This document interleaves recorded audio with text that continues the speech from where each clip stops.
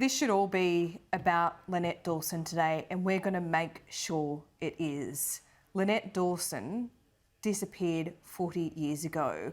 We now hear, and the judgment from that justice yesterday is that she was murdered by her husband, Chris Dawson.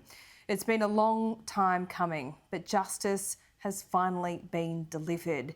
Even in her death, it seems that Chris Dawson was gaslighting Lynette, painting her as a flighty mother that left her children on a whim, who was jealous of a babysitter that had moved in on her turf. Her family today remember her as she should be, a sweet mother, a devoted mother. I want to bring in now her niece, Renee. Renee, thanks so much for your time. I can't imagine how you're feeling today. It must be full of mixed emotions. What was it like hearing those words from the judge yesterday? I think we were all in shock, because I think the easiest verdict for us to prepare ourselves for was a not guilty. And as much as we believed that Chris had done what he had done, we weren't necessarily 100% sure that the case was strong enough to be able to convict him. So to hear that guilty verdict, I feel like it kind of knocked the wind out of our sails in the best possible way. So you always knew, I guess, in your heart of hearts that this is what Chris Dawson had done to your aunt. What has the relationship been like with him over the intervening decades? So I wasn't born when this all happened, so I never had the chance to get to know Lynn. And I have no recollection of any relationship with Chris at all. We did have a relationship with his daughters for a number of years, and still one in particular these days, but with Chris himself, no relationship. What do your mum and dad tell you about Lynn? What are their best memories of her? They just say that she was a beautiful, funny, warm person, and that we all would have dearly loved her. And they're incredibly sad that many of her nieces and nephews never got that chance.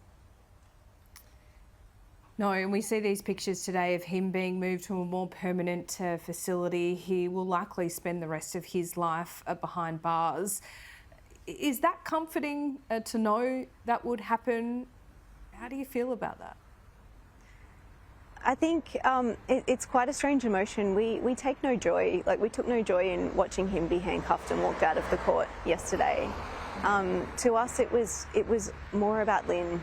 As you just said earlier, it was more just a justification that what we believed had happened to her, an independent source believed the same. Knowing what you know about Chris Dawson, I know you haven't had any relationship with him, but for 40 years he's lied and essentially probably made himself believe his own lies. What are the chances of him giving up the location of Lynn's body so you can have a proper burial? I believe that he has convinced himself so wholly that he didn't do this, that I think the chances are slim to none that we will ever find out where she is.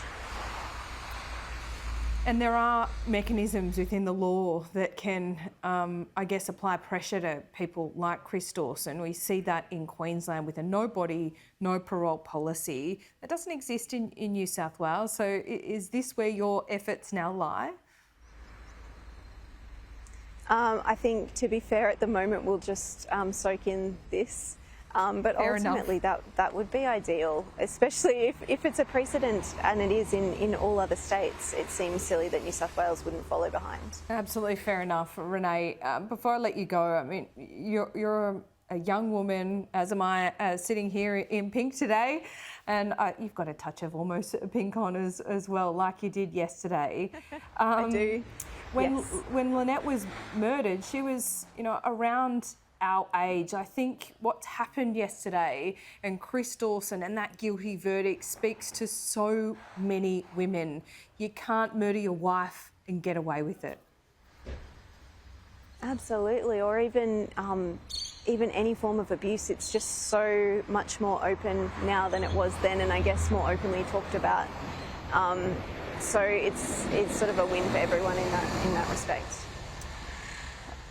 How are you? How's the family? Are you all getting around each other? Are you supporting each other? And I know there's always a flurry of support in the days after a verdict like this, but have you got a plan for the weeks and months ahead where it might still remain hard?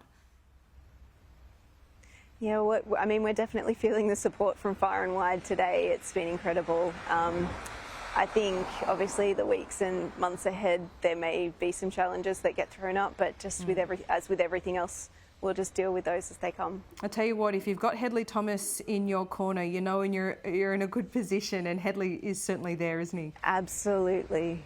Yeah. Absolutely. He's Mum said we've adopted him as a new brother in the family.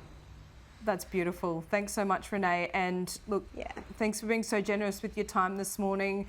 Everyone's wanted to talk to you, but it's so important to hear from you this morning, so we really appreciate it. Yeah, we understand. We also really appreciate the support we've got from the media, because without you guys, I don't believe that we would be in the position that we are today. So we're very happy to give back where we can.